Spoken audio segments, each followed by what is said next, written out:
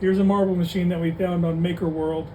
It's motorized with a small robotic gear reduction motor, and it runs on USB power.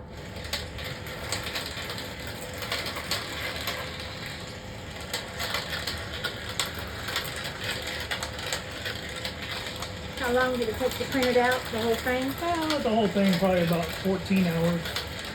Different parts had to be printed.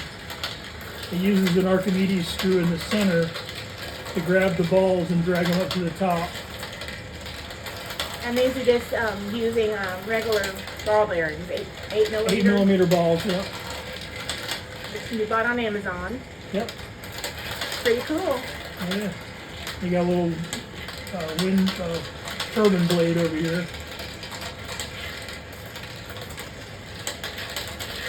More to come.